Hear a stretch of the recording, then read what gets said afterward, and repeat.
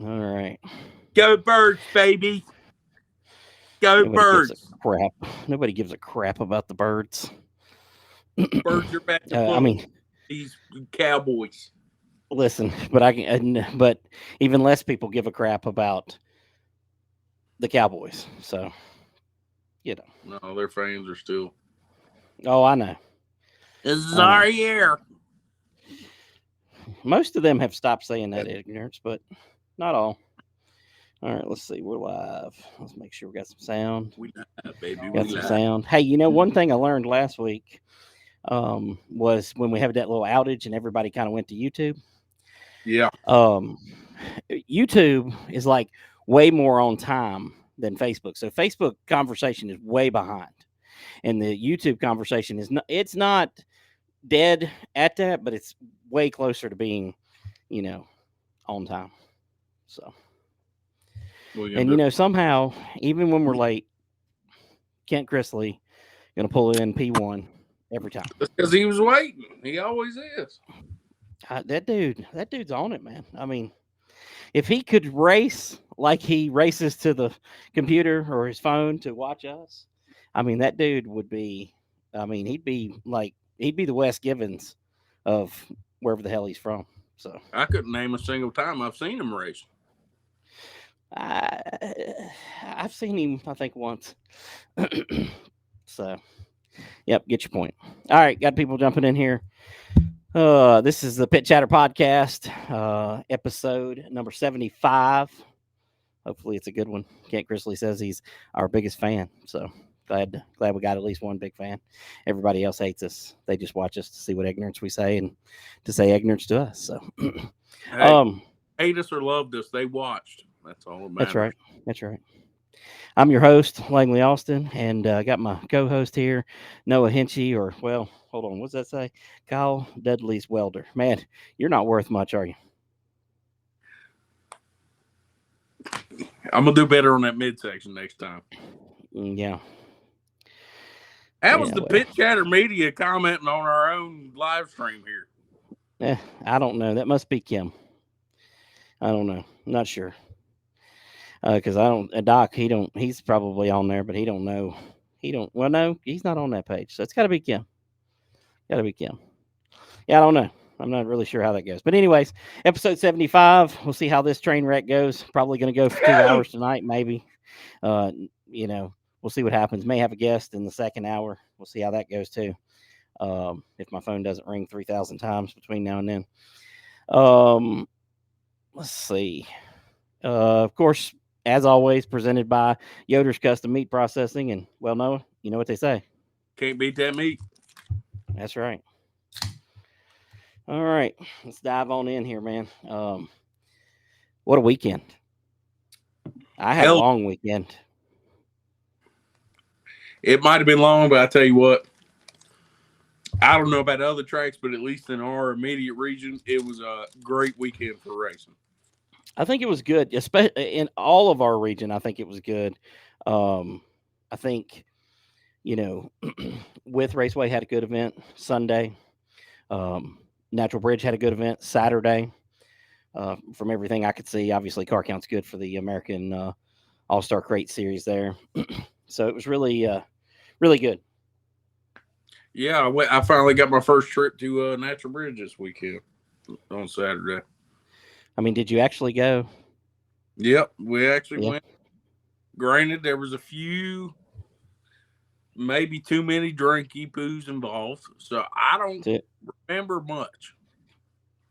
Too many Pepsis consumed. I got you. Not enough food eaten. That's what it really was. But I got you. It was a banger. I know that. I remember that much. It was a banger. Yeah. Well, I hate that we're podcasting on Thursday night instead of Tuesday night. I know we're interrupting your Philadelphia Eagles while they go Birds, go Birds. Hopefully they beat up on the Cowboys. I mean, nobody wants to see the Cowboys win, right? I got the Super Bowl ring on. Yeah, out of your cupcakes from Food Line. Yeah, that's nice. That's nice. And I guess that's the reason why Christina Maggart says you're in a new location tonight. No, that's because she's sick up there. I ain't going in that COVID infested that ain't good. house. I'm gonna stay right here and watch Eagles. COVID infested. I mean, we got interesting places people are watching from. Josh Brown, he's watching live from the labor and delivery room. Hey, so put us on the TV in there so all the nurses and everything can hear us. Yeah, they don't want to hear this ignorance. They'll get them kicked out of the hospital straight up. Yeah, that's right. That's right. Man, we'll get to Franklin County here in a minute. Of course, it was the Sunday race, man. Ararat taking place Friday and Saturday. We had one heck of a weekend. Had a absolutely packed house on Saturday night. Had a good turnout for Friday. We had non-winners races and open practice, and it was really good. I think we had 12 late models on the grounds for practice. 10 of them competed in the non-winners race. Of course, one of them really wasn't eligible, and that was John Ruggiero Jr. Of course, he was just trying to get some practice in to head to Natural Bridge on Saturday to compete in the American All-Star Crate Series, which he led, all the laps except for the last two. So, but we had a great night Friday night. Good turnout in most of our divisions. I mean, as good as you can expect for non-winners races. It was a good night. Had a banger of a late model race. Dylan Watson and Andrew Langford put on a show, battling for the lead, and Dylan Watson won. Of course, Andrew Langford he can't win. I don't know why the dude just cannot win a race. I mean, he's finished second a couple times, and wrecked out after leading 24 3/4 laps, and he can't win. He can't even win the non-winners race. So maybe he'll figure that out at some point. Hyping this guy up in the preseason before the year started. Listen, he was good in testing. I thought we was gonna have like a West Kyle Dudley situation where he was gonna win all the races. No, we got all that with Nathan Walker. He's been the guy to beat in the late model division down there. But it was good. Ronnie Covey picked up the win in the modified division. And, he started third, took the lead pretty early. Dennis Kirk finished second. Adrian Rosilli was third. Had 9 cars in that one. Crown Vics, we had 5 for the non-winners. Alan Ham picked up the win, and there was nobody there happier to get a win than Alan Ham. He'd been hitting the old Hinchee wall. We're going to call it the Hinchee wall because it was off turn 2, no matter what racetrack we're at. And he had been hitting that a lot, and so he didn't hit it, and got him a win. One of the fan favorites, Madeline Stamper, ended up finishing second. She did really good. If she'd had a caution, Alan would have had his hands full. Jamie Hopkins come home third in that one. Tanner Brumfield, of course, I would best describe this to people who don't know who that is, as that would be Bobby Gillespie's stepson, I guess. They're not married, but whatever. He picked up the win, and in the stock 4 feature over Brandon Collins and Jacob Lauder. William Turner from Floyd, he had a great run, finishing fourth. Fires of the Caribbean. No, this would be a 10-year-old from the Turner family farms up here in Floyd County. So Pro 4s had Dylan Warden pick up the win. Great race. Only 3 cars started the race, which, I've said for a long time, best race I ever saw. Doodle Lang, Dean Canaday, Pure Stocks back in the day. We had a good race in that one. Only really 2 cars going there for the win. Greg Golding trying to hold off Dylan Warden, and he did so right up until something happened to his car, and it kind of went away. So, it happens. Came back, man. I'm gonna tell you one thing I want to say about Ararat on Friday night. We had a beautiful surface, and the lap times were extremely fast. I don't know what you're doing over there, but I was trying to adjust the volume here. I almost knocked everything over. But we had a beautiful surface, and lap times just kept falling. Thought we were in for a great surface on Saturday, and I guess we were. It just had a lot of character. I don't know if we got. We didn't pack it. We didn't. If I showed you the pictures, you'd understand the character on that one. what we did was we didn't re-prep the track for Saturday. I talked to a couple of people that know their way around track prep, and they was like, "Look, track looks good. Just pack it in and start watering it." And well, I think we made a boo boo. I think we that is typical you. The track's perfect on practice and non-winners night. Yep. That I mean, that is. I mean, it's it is what it is. Beautiful, man. I'm telling you. Yeah, Friday, the track was the best it's been all year, I think. And Saturday, well, it was not. Blake Melvin jumping in here. He said the track was slick on Saturday. Justin Pruitt, he said the track was good. Rough track shows who can drive, and I totally agree with you. But man, I would have loved to have had that surface we had Friday night for the race on Saturday. I think we would have. I think we'd have been in for an awesome show. I think we had a good show, anyways. It was a lot of carnage in the late models. Daniel Parker from down in Rayford, North Carolina, took home the win. Joey Johnson ended up second, Dylan Watson third, Nathan Walker fourth, which that's Nathan Walker's worst finish of the season when he's finished the race. Bill Tesh came home in fifth. It was a good race. A lot of carnage, a lot of attrition. Travis Larson, he was there, this weekend, and he didn't get to start the race, and he was probably the luckiest guy there. So, I mean, if that says anything. So, I think modifieds. Yep. What? Are you not listening? I'm listening to you. What'd you say? I said I need to start learning all these guys. I've gotten a gist of a lot of them, but you keep rattling these names off, and I'm like over here trying to think of something to say. Well, listen, I'm just learning them myself. Okay, so I'm in the same boat. Preston Blaylock, that's somebody I'm not learning because I remember him from the UARA days and the friendship days of asphalt. But he picked up the win in the modified race. Cambridge Gann got his best finish of the season with us, finishing second. Jake Barneycastle was third. Randy Poff came home fourth. Clay Shoemake with a good finish in the fifth position. A good field there, 13 cars, and we had 15 late models. Let's see. Crown Vics, Michael Whitlock held off Justin Pruitt. Man, they had a great battle. That race was interesting. Justin decided he was going to slow the field way down on the restart, and I started telling him, as they were, going green there, I was like, hey, man, we're not going to do that. Let's try to at least keep some sort of pace. We're not going to stop. And then he stops on the track, and I'm like, I didn't tell him to stop. What is this idiot doing? You know what I mean? No, it wasn't that at all. He come up afterwards and he was like, no, I thought I had, I don't remember what he told me. He said, I thought I had something going on, tire cut or something. And so he had, he had some sort of issue, and I thought it was my fault. And I was like, man, this guy's done lost his lead because I'm up here talking to him about the restart. And like, well, that ain't good. So, but anyways, he ended up getting beat by his teammate, Michael Whitlock. They had just put that car together. So they did a good job there. Had 11 cars in that division. Justin Pruitt finished second. Alan Ham was third. Thomas Hensley, who used to run with us in Super Street at Franklin County, finished fourth. And Madeline Stamper was fifth. Let's see. Oh, and I see Blake Melvin's comment here. He said that we had 81 cars, total cars on Saturday at Ararat. What about Nathan Mance's comment? Big field there. I think we'll skip that one for sure. Yeah. Justin Pruitt said, thought I ripped the right rear off the bead. So, yeah, I thought it was my fault. I was glad it was his fault. So, I saw a video of the Crown Vics, and I thought they were pacing at an oddly slow speed.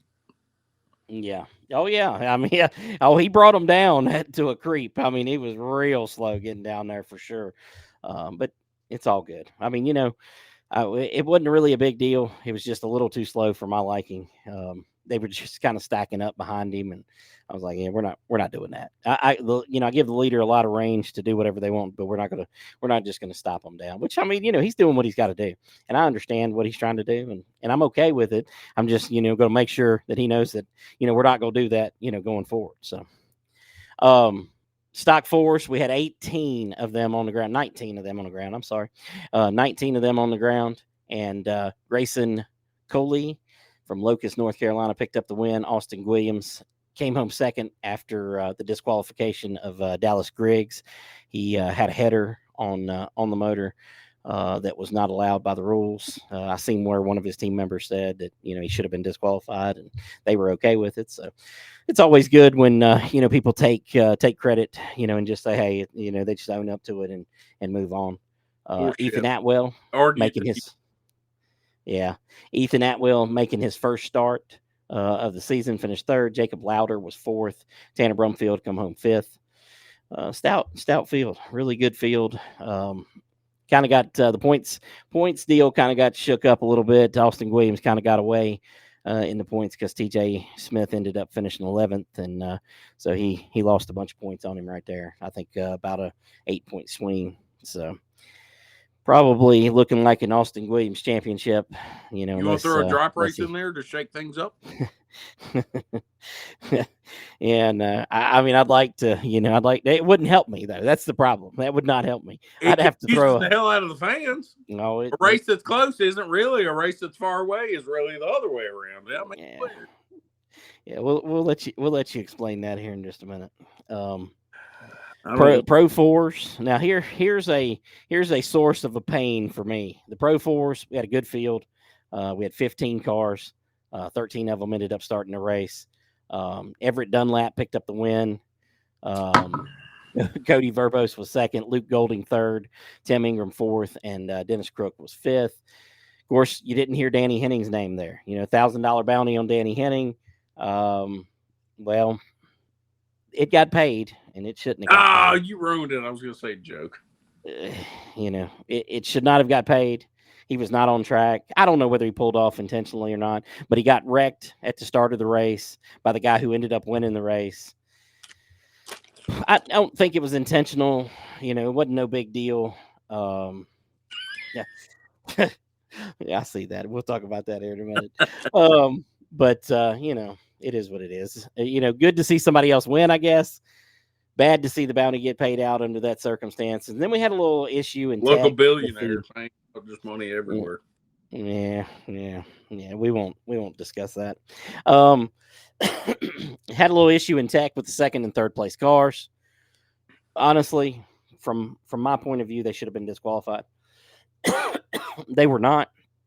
I try not to overstep my tech guy if I can avoid it, and I didn't. I can't remember exactly what they had wrong. Maybe the wrong intake or something. It wasn't the right brand or whatever. So they ended up second and third. They shouldn't have ended up second and third. Tim Ingram should have been second. Dennis Crook should have been third. So it is what it is. But good racing in the Pro Force. Really good to see a good car count in it too. The vintage cars showed up strong. We had 8 of those, which is awesome. That's a class that doesn't get paid. They're just there for a trophy, and like the driver gets in free. Had 8 cars there. Kyle Barnes making his first start there, and that is asphalt. Kyle Barnes, he's making his first start there. Got the win. He picked up a win to watch this year. Well, he's run 3 or 4 races. He hadn't run a lot, but he's run 3 or 4 races. He did good. Russell Daniel ended up second. Trey Baker was third.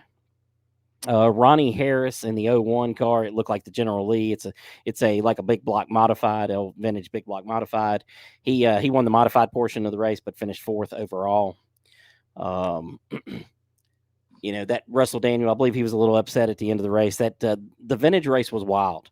Those guys were 3 wide at one time, and I mean they were all over the track. And he was upset, talking about it being a no contact division, which it isn't a no contact division. It is a no intentional contact division. I mean, I expect when you race hard, you're going to make some sort of contact. I mean, they were 3 wide when they made contact. I just expect that to happen, and I expect everybody to be okay with that happening. You know what I mean? So it's all good though. Well, good field. 3 wide, you got to know it's going to happen. Yep. Good. Don't good go to a track that's literally named a BullRing. Hell, you take it 3 wide, 2 wide, you're going to hit somebody. Listen, I'm with you 100%. So, I don't know. It is what it is. And I understand where he's coming from. Maybe he misheard me. Maybe he thought that it was absolutely no contact under any circumstances. And that was just not the case. It was just no intentional contact. And I don't feel like anything that happened in that race was intentional. Hate it for that 99 car, William Dalton. Really pretty car. He got spun around there. I don't believe he got to finish. But good racing and everything, man. And I'm gonna tell you, it's nice to see Andy Newsom was at both races taking photos, and he got some great photos of the crowd and the trackside parking and the how the hill fills up there. You've been there a couple times now. I mean, the hill filling up there, it looks really awesome. So I was glad to get those photos and have those to look back on. So pretty cool weekend. Man, I by the end of that one, I was tired. I'd got my 2 days in, and I'm so glad that I did not have to do anything when I got to Franklin County except stand around and BS with people and watch the race. It was nice. Sometimes it's more fun like that. No, it's always more fun like that, okay?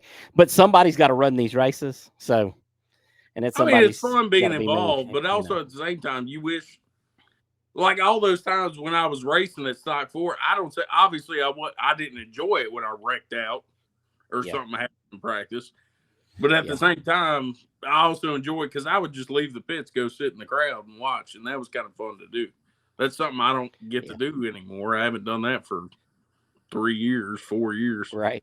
Right. No, I understand. See that? When's your next regular race? Well, I'm going to tackle that one, okay? We'll get to Franklin County here in a second. Blake Melvin wants to know when the next regular event is, but we ain't never going to have one of them. I ain't never having a regular old race. I'm not having one. But our next event is September 13th, so that'll be next Saturday. What's on the schedule for that?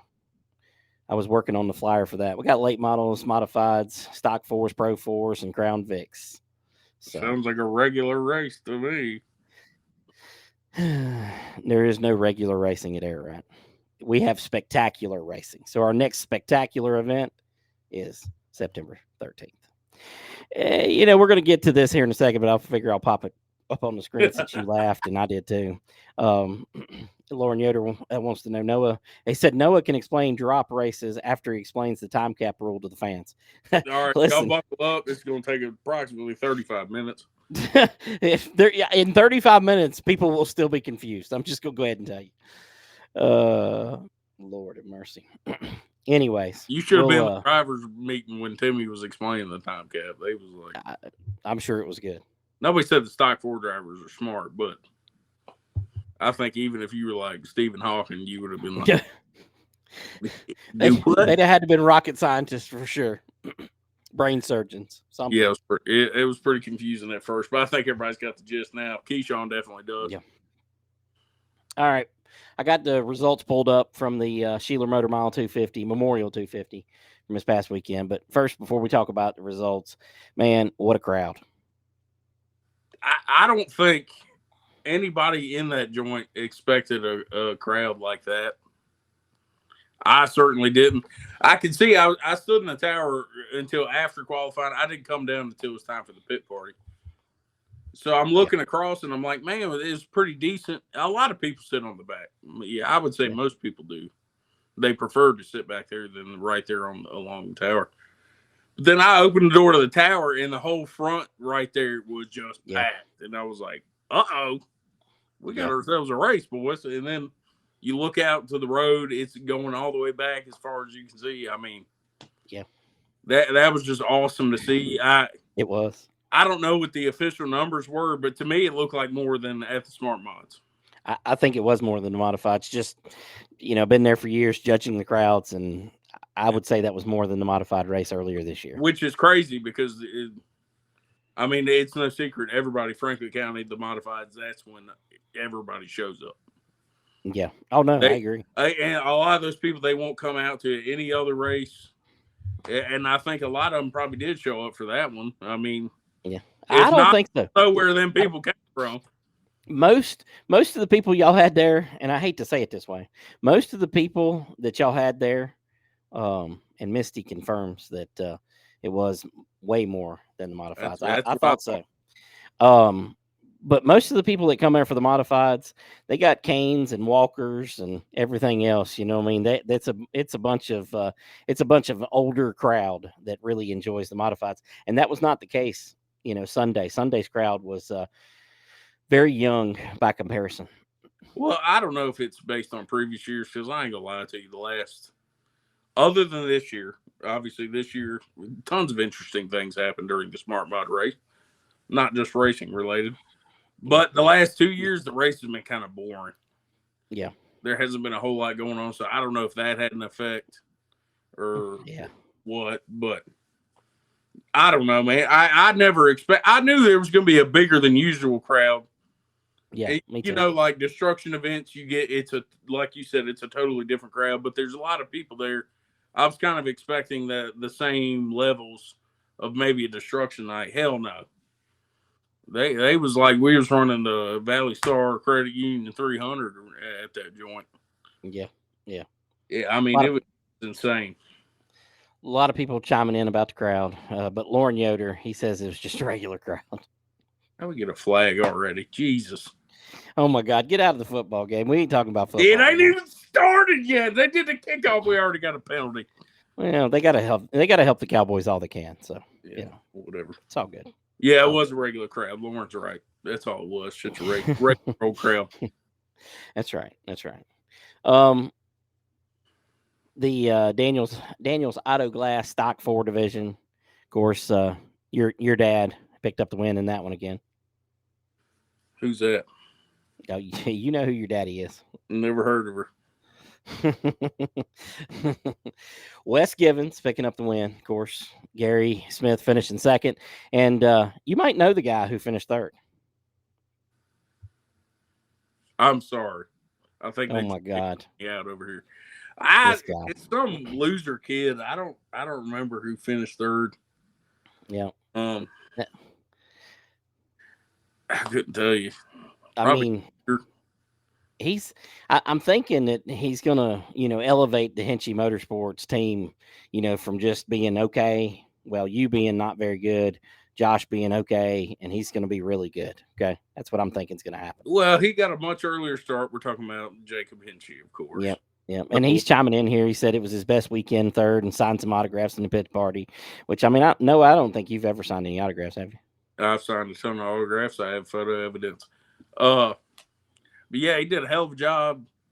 Busted Jaden's ass. I don't know what was going on with him, but he walked the dog on him. Turned as fast as laps he had in his career. Yep, it's good. Y'all had that thing good and cheated up, I guess. What Hinchee Motorsports is known for. So that's what it is. We cheated that thing all up. Oh no, I'm kidding. He did a great job. I was watching the race. At first, I said, "Well, is Josh running that car?" I'm just, I heard, and I'm like, "Oh man, he did a great job." So, Donald Clay chiming in. He said that he can tell us why most people was there Sunday, and that was to see Kyle get outrun. I don't know if Woods would have beat Kyle or not, but it would have been a great race at the end. Yeah, they would have had a good race because I think Woods might have been a little faster at times. And so it's the same guy that told me he ran a 16.8 in a legal push rod car. So just save your opinion for the end, please. Oh man, that's funny. That's really funny. All right, let's see. Next division, Super Streets. Jimmy Mullins picking up the win. Same deal, always. I was surprised. Nobody saw that coming.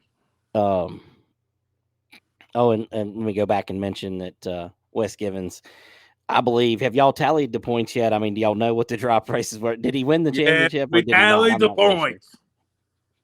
We did the points. I mean, he came in down by 13 and won, even though he only gained like 2 points. But he came in technically down like 80. Yeah. Oh yeah, that's right. You're right. Man, that's impressive. I mean, that's what you get for having drop races. Drop races get a little weird. Some people love them, some people hate them. Listen, my race pass fix all your problems. Okay, it would have calculated it for you, and you'd have never had that issue. Okay, just telling you for future references. my race pass. Well, Anyways, we had that issue. We did all the math beforehand. The problem is we didn't want to announce it publicly, but all them races was pretty much shored up. Yeah. Oh, I know. You told me last week. Jimmy Mullins went into Super Street. Taylor Ransom finished second. Hank Turman third. Daniel Hudson fourth. What are we doing? Taylor Ransom ended up winning the pole and winning the championship. Yeah, he did. Came away with three wins, I believe, on the season. And everybody, I know, everybody was saying, oh, it's because Jimmy wasn't there. Jimmy wasn't only there for two of them. He beat Jimmy straight up on one of them.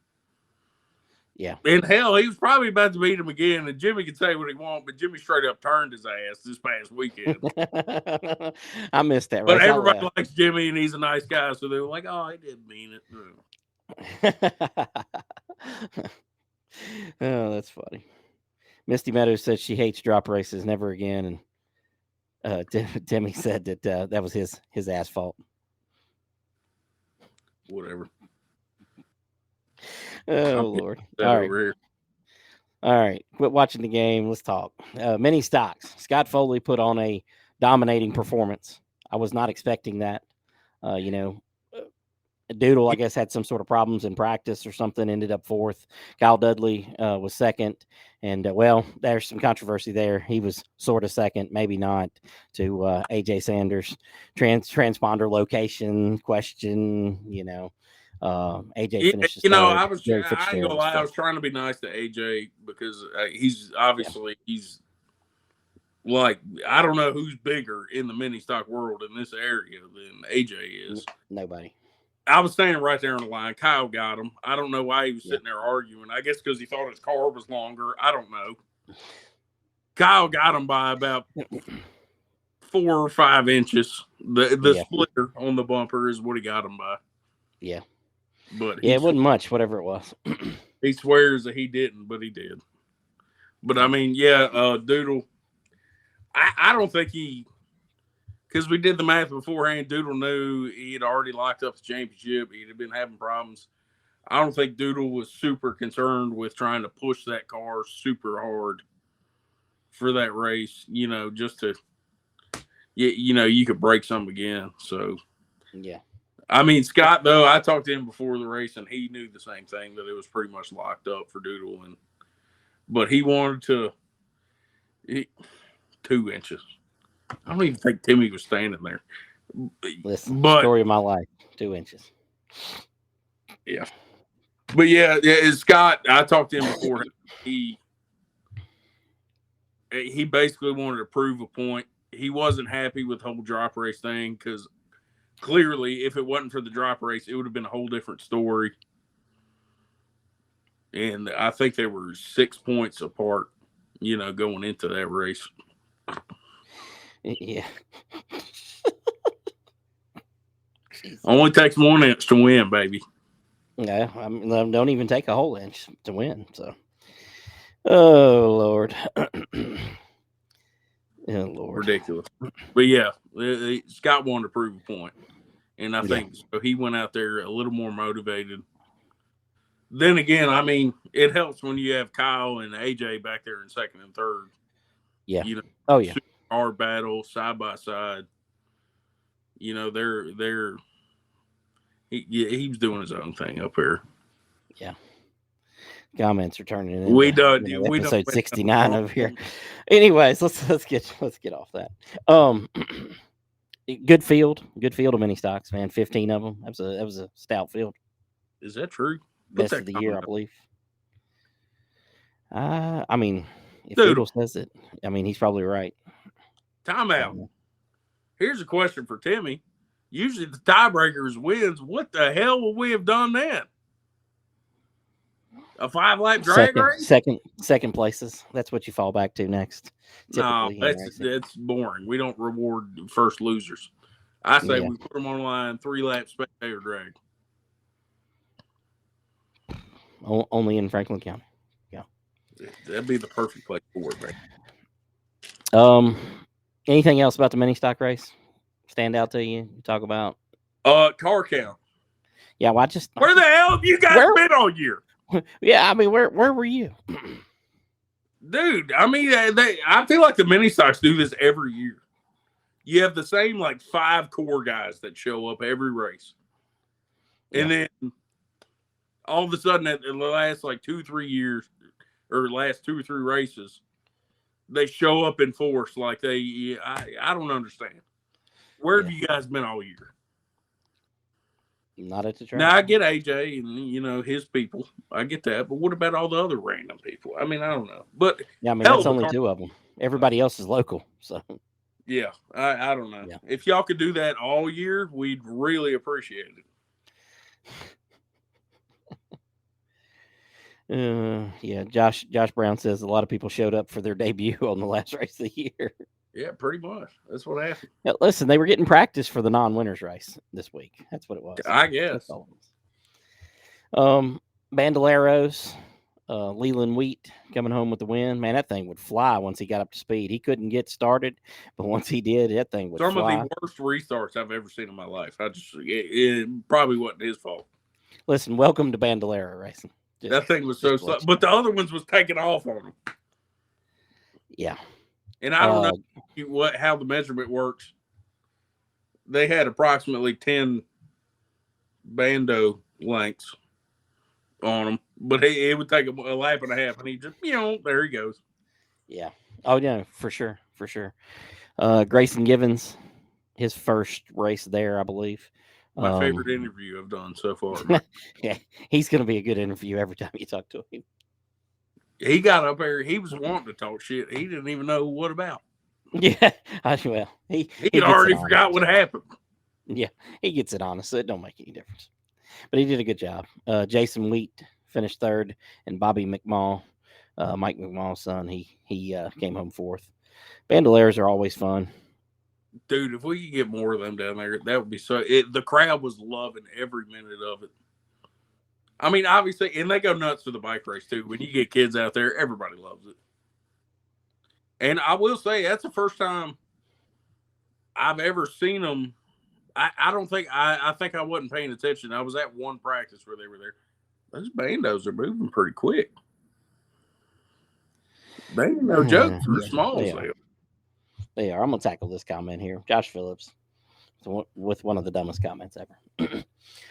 In real life, like the region that we are in extends into North Carolina. Josh Phillips' question is, how is a guy considered a mini stock legend when he and they don't even race up there, and they used to? Just saying, we have guys just as good as AJ. Just saying, there's many people that are on a similar level with AJ. Doodle Lang would be, obviously one of them. Having raced a lot, but I mean, AJ wins pretty much everywhere. I mean, obviously he didn't win there this weekend, but he wins a little bit of everywhere, all up and down the coast. I mean, we can have a conversation, but let's have a real one. I mean, let's not just throw out, craziness. Got many wins at Franklin County. But one of the most traveled and successful mini stock drivers in this entire region. I hate to hurt his feelings, but you ask any average local racing fan, name one mini stock driver, I guarantee they're going to say AJ Sanders. Yes. I mean, for the most part, I would agree. He is the guy for mini stock racing. Sorry, y'all don't want to admit that, but it's true. Yep. But Josh said there's other guys just as good as him. Some of the North Carolina, absolutely. I mean, yep. Nathan Vance, he called him Chunky, but I mean it's Chucky. But is another good one. 100%. Kevin Cantor, another great mini stock racer. I mean Chuck Wall, Robert Stramiska. The Knipes. I mean, there's a lot of good ones. So, I mean, I'm not taking anything away from anybody, but I mean, there's nobody who travels more, and there's nobody who wins more than AJ. So, all right, Legends Cars. Charlie Beals picking up the win, and I believe some extra money from having run at Shenandoah the day before. Chris Lilly finished 2nd, Gary Smith 3rd, Keyshawn and Danny Lilly rounded out the top 5 of 6 cars. Yeah, there ain't much to say about that race. I mean, Charlie Bill straight dominated that race. They threw the green and it was over after that. Go, buddy! Sorry. Will Shipley, look at him doing work. Yeah, but I mean, besides all that, Gary getting his first championship. Yep. Gary picking up the championship. Yep. It's good. It's good for him. Yeah, he was super excited about it, and you know, Gary, he's a young guy. He's super talented. He's trying to work his way up into a big car here soon, and I'd imagine that's probably the first of many championships that Gary will get in his career. I would say you're right for sure. Stock 4 race number 2. I'll tackle it before we do the limiteds here. Here's where the question of time cap rules. WJ picked up the win. I don't know. I wasn't there. I didn't watch the race at this point. WJ picked up the win. Heather Fackler was second. John Songer third. Scott Ulrey fourth. Chris Shepard fifth. Tell me about the time cap. Keyshawn getting disqualified. I'm guessing he was in the G5. I guess Keyshawn didn't understand how it works because he was running full tilt the whole time. And I think it was like laps 3, 4, 5. Immediately set the time cap and he was out. And he can thank me for that because Timmy was worried about mini stock tech over there, or maybe he was limited tech. And I said, "Hey, Timmy, look at these times right here." And then he had to immediately make a call. But yeah. WJ said he knew what was going on. He was trying to play the game. And I did notice that because that car was running a little bit slower than it usually does. But yeah, so Keyshawn ran over time cap, got black flag DQ'd. Yeah. WJ took her home, man. First race for him in a long time. Yeah. I mean, the old black guy getting the black flag. Black flag for the black guy. Go Birds! Touchdown, baby! I'm glad they're going on defense here. So, good to see WJ back in the car. Can I make a pee-pee? I'm sorry, the Bud Lights are running through me. You do whatever you need to do there. You need my list? It's on a McDonald's receipt. Hey, you're high class, bud. You are high class for sure. It was the only paper I had. Yeah. WJ chiming in here. He said chess, not checkers. Good to see WJ back in the car though. It's been a while. So let's see. I don't really I like time cap racing. I'm just not sure about disqualifying in the middle of a race, or if they had an understanding of that, or Noah's explanation there about it. I'm not really sure. Not really sure. I like Highland Rim Speedway does a version of that I really like, but of course they use receivers and they leave. They let them race as long as they don't go over the time cap on the last lap. That would be the only time they could be disqualified. But they tell them on there to go back a position or back 2 positions or whatever it is. So I think it's a great way of doing it. We just knocked our setup over. Don't worry about that. Yeah, that would be a breakout rule at Highland Rim. Yep, you're right. Noah. By the way, Jacob was mad as hell about that. Yeah. He didn't know that he had run too fast in the first race and got himself DQ from the time cap race because he wanted to win that one. But yeah. Christina said there's no need to announce your breaks there, brother. Yeah, well, I figured it'd be pretty rude if I just get up and leave in the middle of the show, I mean, you got Timmy here with a commercial for WJ here. He said not only can you ride with WJ now, you can run with WJ. WJ's missing the opportunity to start selling race cars too. Now you can win today with WJ. Yeah, that's right. That's right. Gary Smith said that's a great thing for Jacob to be mad about. You think that, but he seriously wasn't happy. Well, yeah, I mean, I'm sure he was looking at that as a potential opportunity to win a race. Yeah, sure. I guess he knew after he practiced on Saturday or Friday or whatever it was that he pretty much had that locked up. But I don't know. It's a good thing to get DQ from. Nathan Vance, he fell in love.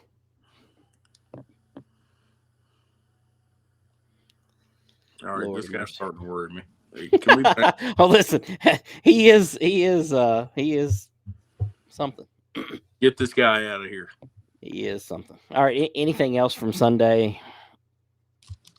Get you thinking about, got on your list on your McDonald's receipt? The whole limited race. Oh yeah, damn! I skipped over it on my thing here. Damn, and then I meant to go back. I'm sorry. You was ready to move on. All right. The whole point of the Sunday's race. Yep. No matter. Yep. Limited sportsman race, 100 laps. Got the main portion of the show. Kyle Dudley looked like he was going to be the guy. Qualified on the pole, led some laps there early, but as your name says there, he needed a little bit of welding help. A lot of cautions early too. I was starting to get worried because we tore up a lot of cars. They were still running, but not. They were pretty much out of contention. I remember looking up at like lap 35 when we were pacing, and that was like the third caution of the night. I was getting worried. I told you I'm look like I remember what race it was, but it was a couple years ago. I remember Tyler Ashley was there, and it was just a shit show. That's what it reminded me of. But Kyle. Everybody was, they were trying to be nice, and Kyle was winning that race. There was no. I don't know. The longer the night went on, the better he was getting. But then, Kyle Dudley's welder, who I think is now fired, by the way. Kyle Dudley's looking for a welder. If anybody wants to send him a resume. Yeah, some weld snaps, drop some lead. What a terrible way to go out. Yeah, well, nothing. Lane Woods really broke. Right, Lane Woods was glad of it. Oh, I'm sure he was. He took the lead from him for a couple laps, but that's because the flagman and the race director were asleep when he jumped that restart. But that's a whole nother conversation. But they were awake during that Bandos restart. That's for sure. oh, they had that one down bad for sure. They missed the limited one, but they were on it on the Bandoleros for sure. But yeah, it didn't take but probably 3 laps for Kyle to get that lead right back from him. Yep. And he didn't do it nicely either. Well, I guess depends what your definition of nice is. He moved them up the track and took it right back. For Kyle, that was nice. Ask Bobby Gillespie. For Kyle, that was nice. Depends who you are. Yep, that's right. Lane Woods picking up the victory. I believe he was raising money for cancer, so I believe $3,000 going that way. He didn't get the bounty money, so that would have been another $1,000 toward the kids. I can't remember what he told me when he got out the car, but there's some crazy number like $13,000 they had already raised or something like that. Yeah, that's awesome. Landon Huffman finished second. Chandler Gallman finished third. One thing I hate from being a local guy, I hate to see non-locals. Which Lane Woods is a local, even though he doesn't race local. They're from Benton or Stewartsville or whatever it is over there. So Drew Bond got fourth. Dennis Holdren fifth. Hated to see Tyler Hash and Charles Smith get their cars tore up. Charles Smith, that's a beautiful car. Well, it wasn't so beautiful afterwards. There was a lot of cars that weren't so beautiful after. Yeah, for sure. Timmy chiming in. Timmy Meadows, he said, best night all year. Very little drama for once. That is unusual there for sure. Yeah, especially on like pretty much our biggest race of the year, other than the Smart Mods, our biggest local show. For there to be I can't even remember a time anybody was crying. I agree with you. Lauren Yoder, the race director, he's chiming in. He said he only jumped by about 2 foot. Well, 2 foot equaled, cleared race car off of turn 2. So, how much did the Bando kid jump it? What's the measurement on that one? a lot more than 2 foot. Grayson Givens was turn. getting it. Yeah, he jumped him by turn 3. Yeah, something like that. So,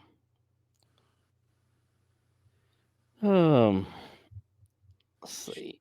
Kim Harris says a lot of people were happy Kyle broke, heard the cheers. I'm sure so. Listen, when somebody wins every race or close to every race, nobody wants to see them win. Nobody likes a winner when they win that much. The crowd went nuts. Yeah. I mean, I don't. And it's weird because I kind of thought that most of the people liked him there. I guess I was wrong. I mean, I'm sure the same people that were cheering they broke, they're the same people that when he goes to Martinsville and races, they're going to be like, yeah, it's my guy right there. He raced in Franklin County. Yeah. I'm sure it's the same people, but. Oh, yeah, I'm sure. There were a lot of cheers when he broke and pulled it in. And it looked like they were going to fix it for a second, and then they pushed it into the parking stall, and that's when everybody went nuts. Yeah. Oh, yeah. Timmy Meadows said less than 1 bag of dirt. He means stay dry. Used on Sunday evening. Yeah, it was a dry event, mostly dry. Talking about your bandoleros, Josh Hinchee said Wesley Givens told Grayson to go, and the boy went. He definitely went. I mean, he sure did. Listen, I thought it was great. I thought given the way that the 18 was not that fast on the restarts and would catch up to him anyways, I'd have let that one roll on. Would have been great. Well, as we both said in the past, you get one warning, you might as well use it. Yeah. Lauren Yoder says the boy that finished third, that was Gallman, was faster than Landon Huffman. He said his grandpa ran one race there in the 70s. Gotcha. Let's see. Chris Amos, he said the same people booing him, talking about Kyle, will be cheering him. Stay fake, people. And that's exactly right. Somewhat true. At Martinsville, if he goes out there and wins, they'll be like, that's my hometown driver right there from my track. And he could very well go down there and be very competitive. I mean, pole sitter last year. He's finished, I think, as high as 8th before. I mean, he could very well be a real contender. Ricky Campbell. Sit down, boy. Ricky Campbell talking about Lane Woods. He said people like seeing 14-year-old running with people that years experience and showing out. Yep, for I don't sure. know what I expected, but the kid that got out of that car, I was not expecting him to be that small. Yeah. Listen, as you get older, they get younger, okay, and smaller and smaller. It's just the way it works in racing. I guess that's what I was doing in my mind when I was 14. I was like, I'm a grown man. Yeah. That kid that got out hit, that was a child. Listen, no offense to you, and nobody would believe this looking at you now, but when you came to Franklin County for the first time a couple of years ago, hell, I thought you were 14, okay? I was like, this poor little kid, he needs all the laps he can get. That's because the fat makes you look younger. People still say, they're like, I thought you were 18. Flag! Oh, man. Wilton Maxey wants to know how late in the season will Franklin County Raceway run? It's about over. Yeah, we got this week. Look clean to me. We got this week with the non-winners in the Grand National Series, and then we got, I believe it's the 20th, will be the Smart Mods. And that ought to be it for the year, boys. Yep. Timmy Meadows said the Outlaws are back. Non-winners. And of course, Lauren Yoder said the Outlaws have done found freedom. The Outlaws have been freed. Yeah. Not the important ones, but poor guys get cut out of championship night. I mean, they really wanted to be a part of that good crowd there, you know. It would have been awesome to see, you know, the old Hinchee Motorsports machine not in the wall and parked in Victory Lane for that one. Well, the way that Hinchee Motorsports machine had been going, I don't know if you'd have seen it there. At Garwood, I'd have right reared him, sent him head on the wall, totaled his shit. Listen, let's just be honest. You are not skilled enough to right rear anybody. But I'm going to try. You'd give it effort right as you drove yourself into the wall for sure. I tried with Ryan Wheat one time in the one stock 6 race I ran, and I accidentally hit him too close to the too far forward, and it ruined it. All it did was cut my tire. Emily Coe chiming in. She said Junior needs one of those bandos. Junior needs to learn how to read. That's what Junior needs to do. Okay. So, whoops. Put him in a bando.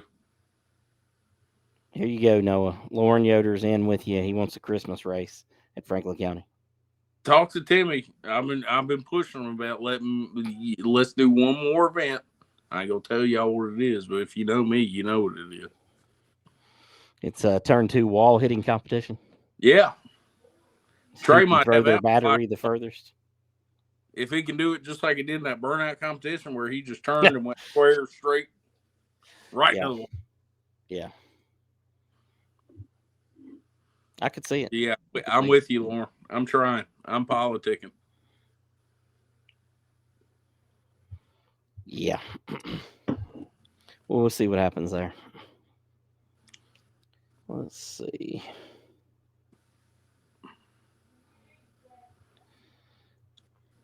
Dakota, she says she agrees that Junior needs a bando. Somebody else need to buy it because I'm not buying it. I'm just telling you now. Why would you say that? Because I guarantee you, like in 2 weeks, somebody's gonna have Junior bando. I mean, they need to buy it, and he's gonna have to read me a book before he gets started. So we'll find him a book that he can read. Yeah, Grayson can't read. He's listen, I ain't Grayson's parent. Okay. Who needs to read when you're winning races? I mean, they're all in on this Christmas deal. Lauren says that you needed to be, dressed up as Santa. Kim Hares says a dirty Santa race. That would be interesting. Wes does that every time he goes on the track. Oh my Surprise! God. Right rear. Nicely scarred total. Dakota said she'll make a GoFundMe and tutor Junior to read. I can promise you, if she's tutoring Junior, he's not going to learn how to read. That is not where he's going to be looking. So, no, he ain't sorry about that. He's going to be asking her on dates like he was at the banquet. Oh, Lord. Scott Farrington jumping in said Thanksgiving Thunder at Ararat. We got a bunch of stuff coming up. We got the Dirty Turkey Derby at Ararat. That'll be the final race weekend. Can we do it like football, where when they win, they get to eat a turkey leg?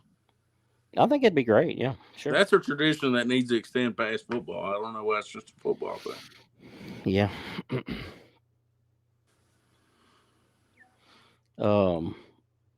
No, Nathan Vance, with one of the few comments that I can actually add on here from him, says schedule a big bang banger race in December at FCS and have it snow, sleet, sun, clouds, regardless. The problem is that's a great idea. I agree. The problem is a lot of people are scared of that. I think that again will just be the Wes Givens show. He'll be the only one that wants to do that. I mean, you're probably right. So. Probably right. WJ says Christmas in Callaway lead to parade right to the Speedway. I hope Timmy's listening to all this. These are all great ideas. Jesus Christ. Chris Amos wants to know who wants to run his Outlaw 4 this weekend. Don't let Noah. Whatever you do, don't let Noah. I'm okay in the front wheel drive. Okay. You it's make the rear wheel drive I need to stay out of. I got the hitting the gas when you get loose part down pretty good. That's something Will Stevens never learned. Jesus. And a couple you of gotta leave that poor guy alone. Timmy Meadows said, and I'm not sure if that's an intentional misspelling or an accidental misspelling. Yeah, he said, "No ha can dress up as no ha." I don't know what he was going for there. I don't either. Dakota said, she wants that $100 back that Junior gave her for her nails. No chance. No chance of that one. Austin Willard said, and he's talking about your chicken leg. He said the loser gets the neck. Or the ass. Like on Norbert, who ate that turkey. All right, here you go. Christina Maggard wants to know, are non-winners races this weekend paying? Yes. They are. Full payout, guys. So come on down. It's an interesting strategy. Timmy Meadow said, let me get through haunt season. And then he said, I'm dyslexic, fools. Yeah, that still doesn't explain what you were trying to say there. Oh, my God. WJ Altizer said, the ghost of Will Stevens. Yeah, that kid sucks. I hope he stays a ghost. Right, and all the people that helped him, Hausman, Yo Daddy, all of them. Bunch of idiots.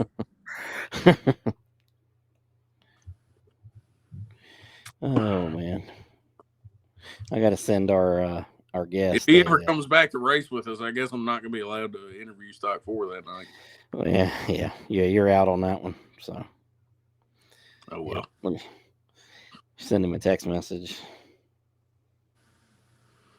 Who, Will Stevens?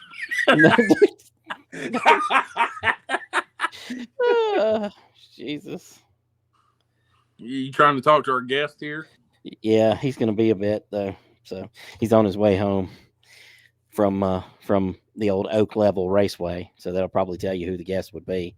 That would be. So we're going to have to do a 4-hour stream because we're waiting to get home. Oh, God. WJ is on crack tonight. He said the three wise men, Noah, Timmy, and Langley. I mean, smart asses. Three wise men should be me, Timmy, and JC. Because I specifically remember I went to go watch a fight during the IndyCar race one time. Keyshawn hid behind us, and next thing I know, me, Timmy, and JC are the wall defending Keyshawn from the very angry Hearts that he had just destroyed their car. I mean, who thought it was a good idea to protect Keyshawn? He needed his ass. I went to go watch, and next thing I know, he slips through, and they're like looking at us, and I was like, "Whoa! I came to watch. I ain't a part of this. Y'all want to be the bad? Go for it." He needed his ass whipped that night. So that one was pretty bad. I mean, he would have deserved it 100%. But then again, it's IndyCar, man. I mean, it is. It is. Hey, I got a subject we can talk about while we're waiting here, and I got some results from Natural Bridge and Wythe we can talk about too. But one subject we can talk about, the registration for the 10K to win Stock 4 race came out yesterday. I think we're gonna take the first 60 entries.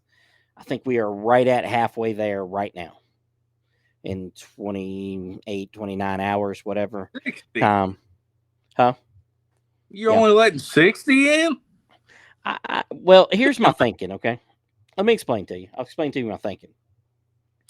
I mean, I can run it, with just Stock 4s there the entire weekend. But I'm thinking we need like something to break up that, to have time, some time, instead of the fans just sitting around waiting. So that's what I'm thinking about doing, a Crown Vic that race that weekend. And I can fit at that point, I can probably fit 40 of them on the grounds. So I'm thinking, if we did a big money, Crown Vic race, maybe we could get 40 of them, tie them into the weekend. You're dwindling the cars down on Friday. Well, no, I mean, we could have the Crown Vics there on Friday as well. I don't know about that. I disagree. I think y'all should let as many as sign up. Well, we'll see how it goes. If we fill up the 60 by like the end of the week or by next week sometime, which we very well could, I will probably, I'll probably continue that and go up on that number. So I think we can fit so we had 81 cars there this past week. I mean, obviously we can fit 81, and with a little bit smaller haulers, because the late model guys and modified guys got some big haulers. Maybe we can fit 100 total cars. Maybe we were using the field out front, whole different pit area out there on Saturday night. So I think we can fit 100 cars in there. Maybe. I'm not sure. That place is tiny, though. If you haven't been, it's tiny. I mean, I know you've been. You know how tiny the place is as an overall. So I'd say put as many as you can get in there.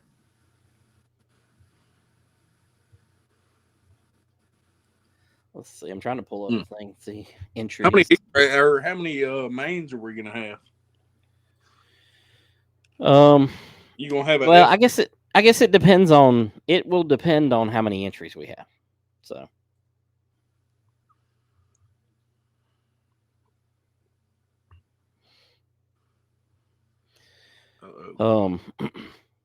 Josh Hinchee wants to know, do the rules for that race vary from what is on the website or what they have run all season? No, they are the exact same as we have ran all season. So, yeah, I don't want the Hinchee Motorsport cars to show up. Yeah, it needs to be there. Christina Maggard said 100 would be a good start count. We're not starting 100, okay? We're starting 20. Well, I think we may end up starting 28, but we've got 27 starters that we're planning on, and I believe Bo Miller can chime in on this. I believe he's going to have a Oak level provisional. Oak level's putting up the $10,000, so should be interesting. Y'all gonna have to get a scoreboard down there or something. Yeah, we definitely need a scoreboard. Keyshawn Clater, he said, I heard my name. What I miss? Well, you didn't hear your name. You missed the rules meeting about the time cap races. What you missed? Yeah, that's what you missed. No, I said that the night that you wrecked Trevor Hart, I said that you needed your ass whipped. I hate that they protected you. So that's what I said. He protected himself. He said that he went that way. Yeah, I know. Wilton Maxey wants to know if you can pit to the left after the entrance. Yes, that is exactly where we pitted this past weekend. So that was full. Just it was full because they weren't parked exactly straight. Should be full. I would say it'll be more than full for that event, especially if we end up doing two classes. Man, Timmy, he's up on my rules. He already knows what my rules are. He didn't know what my rules were when I ran Franklin County last year, but he knows what my rules are this year at Ararat. He said no LSD, but we can weld the spider gears for that race. Yes. Timmy, you probably shouldn't bring up LSD ever again. Yeah, he should not mention LSD. Oh, God. Just don't talk about it. Oh, man. Wow. Yeah. So we're basically, that class for us that we call Stock 4 is basically CHA rules. So the Southeast Hornet Association rules. We have a couple of variances in there, but not very many. It's a pretty good rule set, especially for dirt. I think it works really good. Me and you talked about this before the show, Noah, at Anderson Motor Speedway, which is an asphalt track in Anderson, South Carolina. This past weekend, they ran a CHA race. I believe they had 29 cars, if I'm not mistaken, for that race. I have to look that up, be sure. But that's a heck of a field. And the guy who runs the series, I talked to him yesterday, and he told me, or maybe 2 days ago, when I talked to him, but he told me that a lot of the guys changed their transmissions to have an open instead of a welded diff. And the guy who won, he had a welded diff. So I was kind of the mind too that also that wouldn't work. It'd be too hard on it and it'd break. But I guess not. But I still kind of feel like you're taking a crapshoot on that. Yeah, I mean, well, I don't guess they had a whole lot of them, get messed up there. So they had 26 cars at Anderson, and Joey Kelly, that's who won with the welded diff. So Screw Seahawk. We need to unify all these tracks around us, and we're going to create our own thing. Listen, that's how you can best unify them, in my opinion. I think every track in this area should be using that rule set. Go, Jalen! Sorry. Because it gives an opportunity for people to do a little bit to their cars. It's not completely stock. I think it's interesting. So I think it's a good set of rules. You should experiment with an outlaw division. I will not. So I might actually. Hold on. Let me take it back. I didn't think it would work for us, but it actually ended up kind of working. Yeah. SCDRA is sort of that way on dirt, and they draw the biggest fields anywhere. We just don't have a lot of SCDRA cars right immediately around us. We do have some, but we don't have a ton. So I think that, yes, that could work. Like, especially on some one-off events, that could work for us. Wilton Maxey said, you need more parking for when you bring Lucas Oil Series in. Yeah, it's not happening. That's, $100,000 show. And there ain't $100,000 worth of anything at Ararat. Okay. So, I mean, we would have to take a serious loss to make that work. You'd have to take a second mortgage on the property. Second, third, fourth, 12th, all of that. So, get rid of the ball, Jalen. Okay, we're running in. Touchdown. Go Birds. Yeah. And we'll, while we're waiting on Bo to get on here, we talk about Wythe Raceway. They had a great turnout this past weekend. They had the 602 mods. J.R. Davis picked up the win in it. The Super Street division, which is my favorite. It's one of my favorite on asphalt and dirt. Randy Taylor, old man Randy Taylor, picking up the win. He's been racing there since the beginning of time. Pro Minis, which is basically like mini stocks. Derek Ferris picked up the win. Travis Quisenberry won in the U-Cars. And I tell you, I've been surprised that I've had no more than the handful of maybe one or two of their guys enter the 10K so far. I anticipate that we're going to have 10 or 12 of their cars to enter the 10K, but we haven't had them. I believe the Tates are coming, and probably Daniel Wright and Quisenberry and Will Hostetler, which I don't know what we actually call him on his on my race pass. Kim put him under some other name. Ethan Atwell, who raced with us Saturday, he raced there. On Sunday, finished 10th. He's going to race with us in the 10K. He's already entered. Our first entry was Chris Meadows, who runs the CHA series. So this is not a actual CHA race, so he can come and compete in it. Crown Vics, Justin Tate won again up there. I think he's won about all of their races this year. And then, of course, they had the American All-Star Crate Series. Hayden Cardwell picked up the win in that one. Natural Bridge, you had 602 late models. Ryan LaRue, I believe that was his first win of the year. Car, baby. Parking that thing in 3 lanes. That was a good-looking car, too. Oh, it was. Sharp, bright orange, really good-looking car. Stood out from the rest of the field. I hate it when these guys, a lot of people just go black or white. I really like it when a guy has a unique, that orange pop, that was the one car that caught your attention out of the whole track. But 20 car, baby.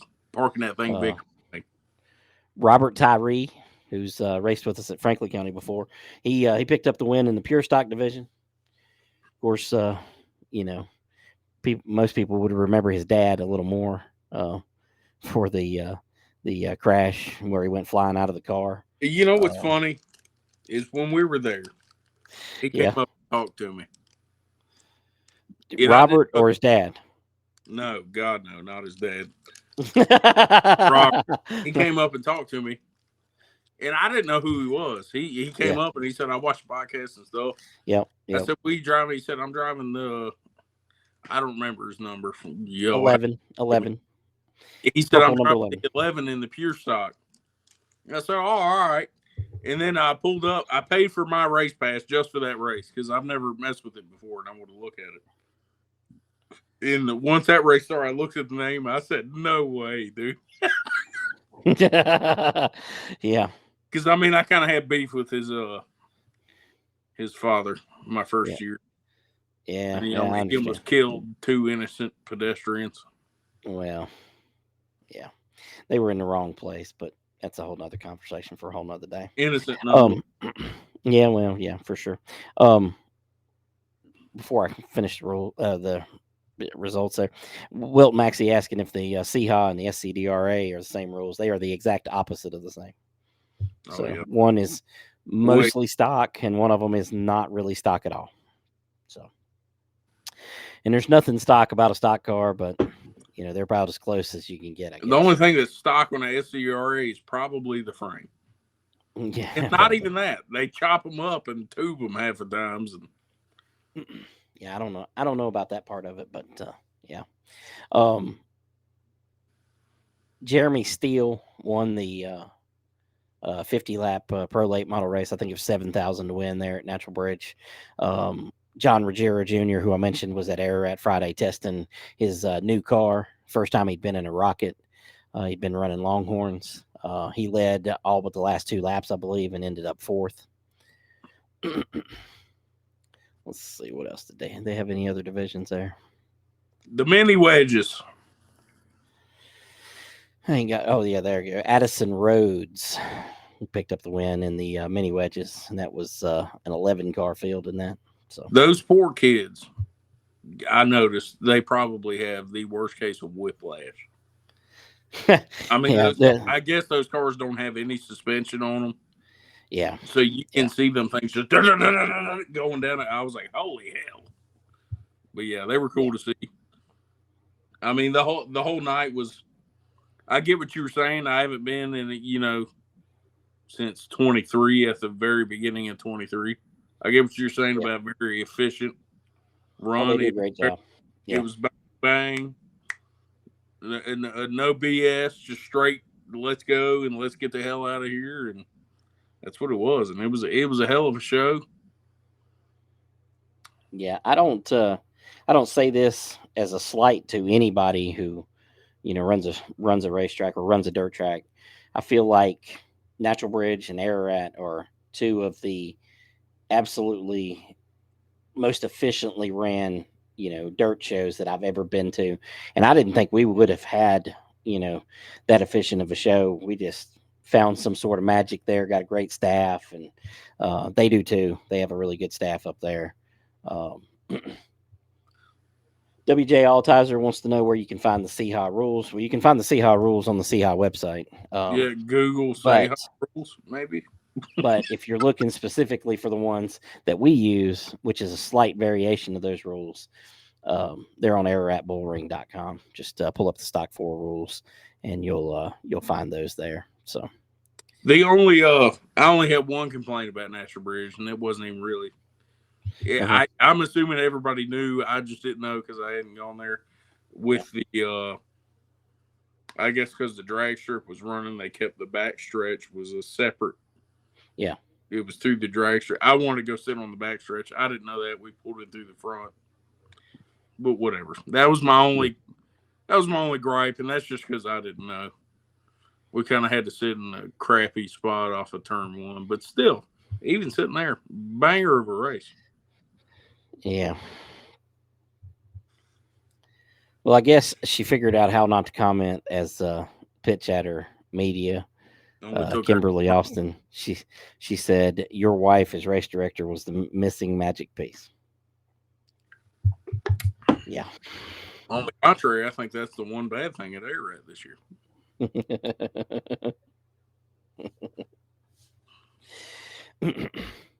Yeah. You ought to let me come direct a race one week. I think that's a horrible idea. I still want a track to do the officials race.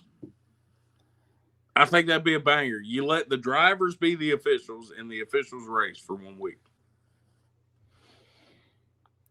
Somebody make it happen. I think it's a terrible idea. I call dibs on being race director, and as soon as Lauren takes the lead, competition caution, throw it out, put it out. Before he even gets back to the line to actually lead the lap. Yeah. Yeah, put him back in second. That would be good for Lauren. So I don't know specifically what she's referring to, but Christina Maggard said, "Shut up, Noah." I've been hearing that all my life. From her, probably. Yeah, that's what I meant, from her. Yeah. Yep, for sure. So she made me pick up trash off the side of the road when I was a child one time. That's awesome. Like a convict. I mean, you got Josh Brown. He said he's calls dibs on the flagman, so he wants to be the flag man. So time out. We got to decide the best official spot. Who's going to be the tech man? I mean, do you really need a tech man for that position? Oh yeah.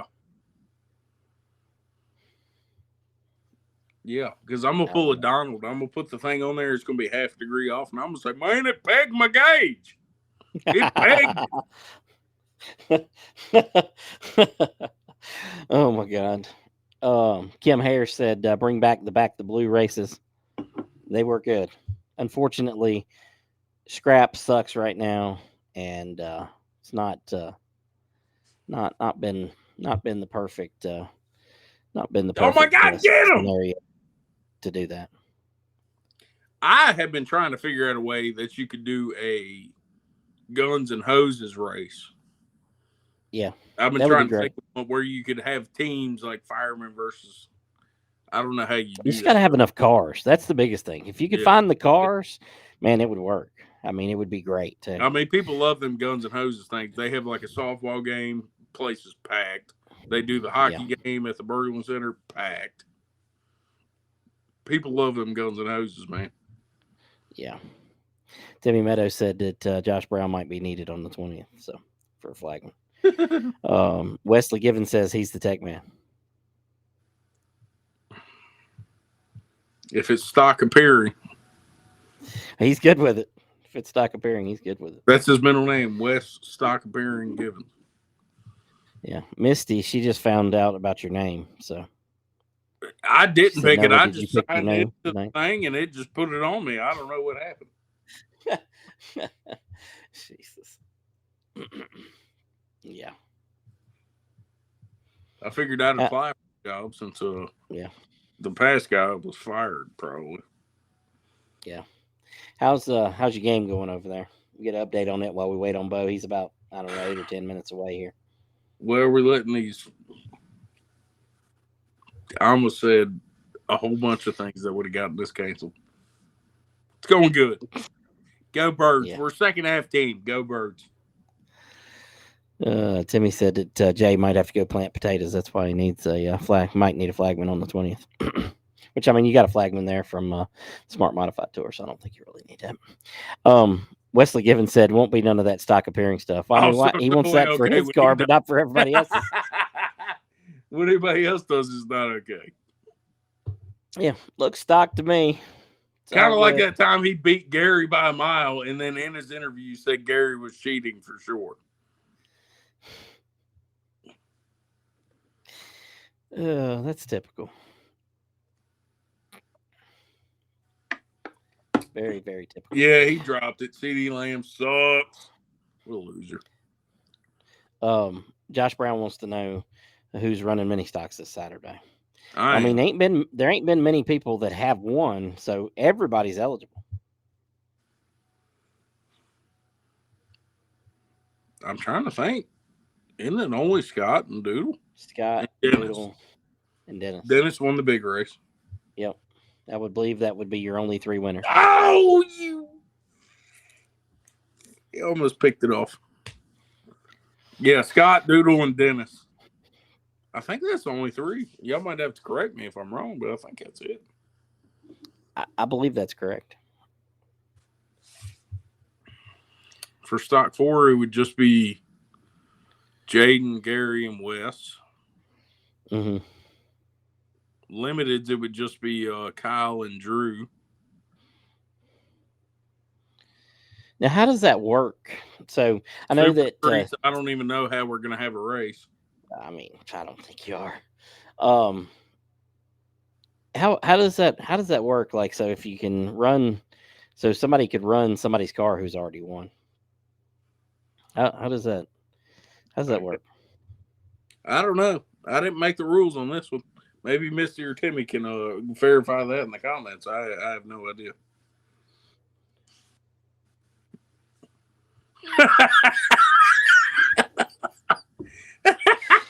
Oh God! Too much left side weight. Timmy Meadows said we'll have to put Langley in Wes's car, then let Wes take it so we can find what he's cheating on. You know what's funny is that would be some shit that Wes does. Yeah, he would disqualify his own car. I believe that. He'd be like, I know exactly what to take. I believe it. I believe that for sure. For sure. Wow. So here's a question for you. So like, damn, I just forgot what I was going to ask you. Right mid sentence. Good.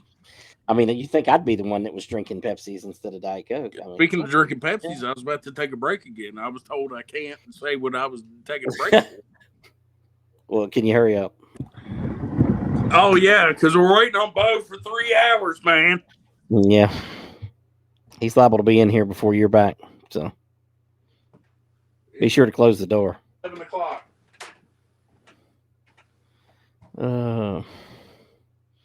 So Timmy says that Kyle can't run any division. You can only go forward, not backward.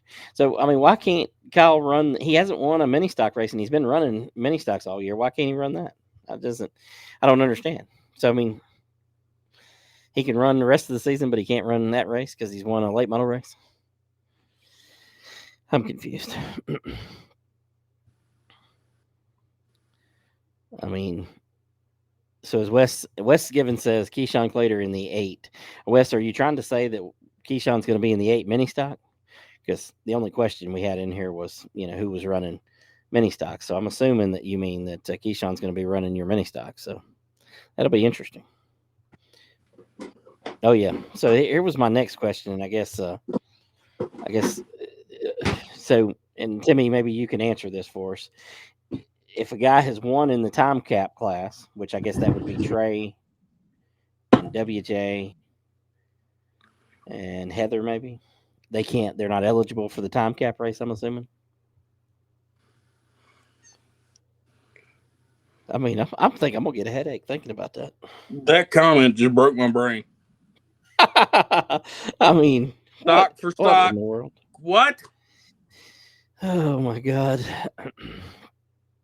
It's the time cap race all over again.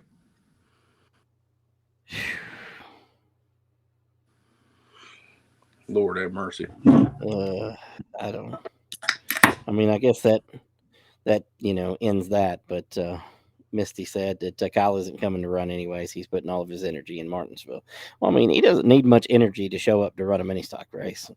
Let's just be clear there. But that is true. I mean, I don't know.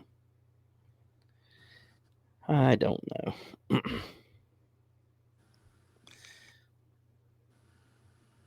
Been watching the World 100 when I could, in between. It's been an interesting night. Oh my God! Pick up the ball. Jesus. This is getting out of hand. Wesley Given says expect Keyshawn Clater in the 8 in the stock 4 division. So I don't make that.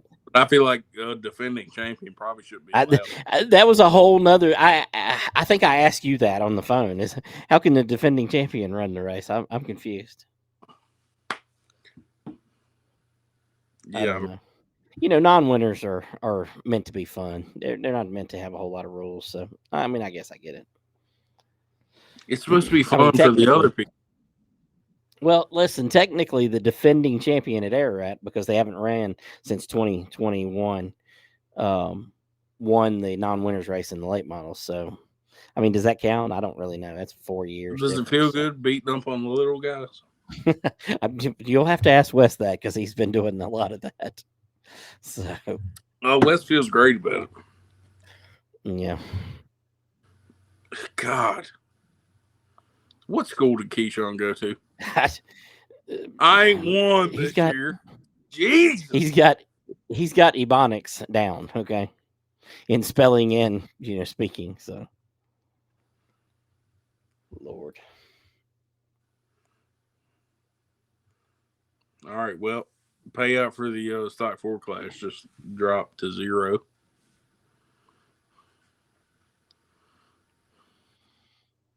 I mean, it should.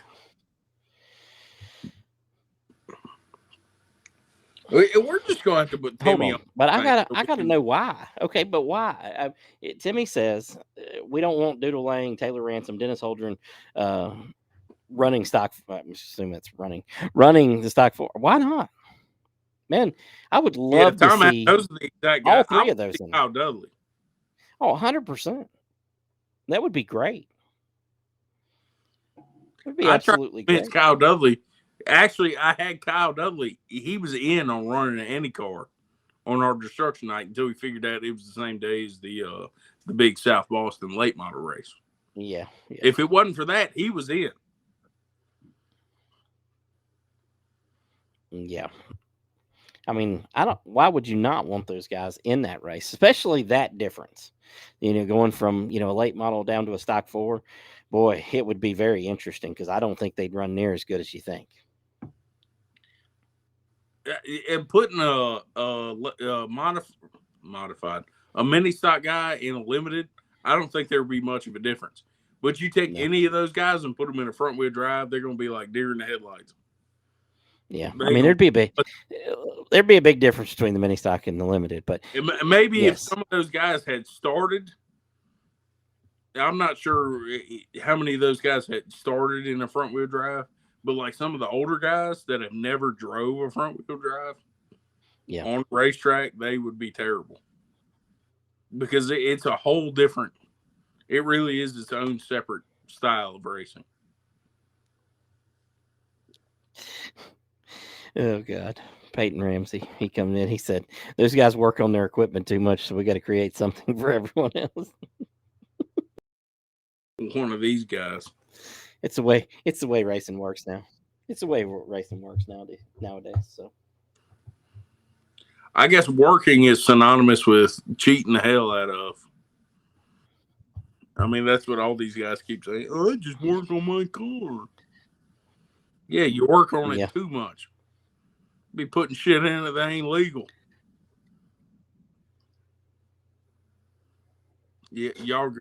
Yeah. We got to get ready for Bo. Apparently, he's going to be on here in a minute. Oh, he's here. Hold on, he's here. Oh hell! Let's get old Bo Miller in here. Bo. All right, we got the man, the myth, and the legend here. Did you see what I labeled myself as?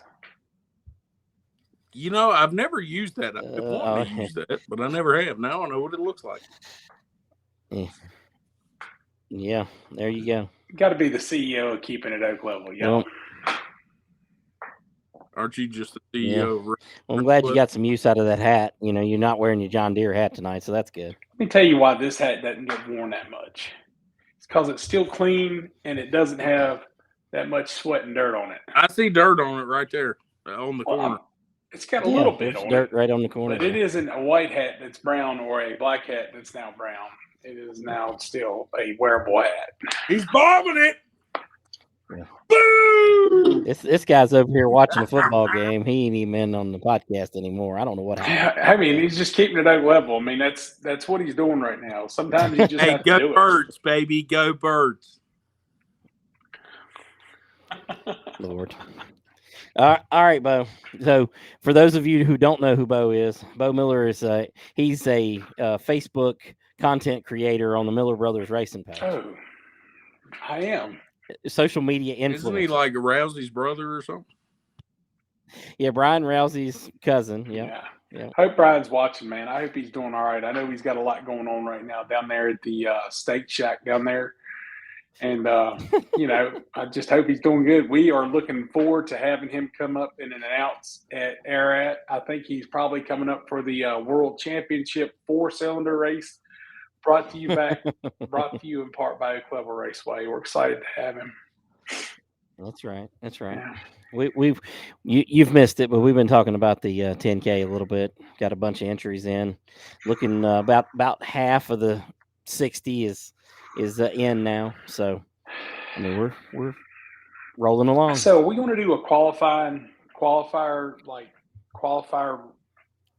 sessions and then go into heats to set the field. Is that how we're planning on running that? Or, I mean, are you ready to even announce that?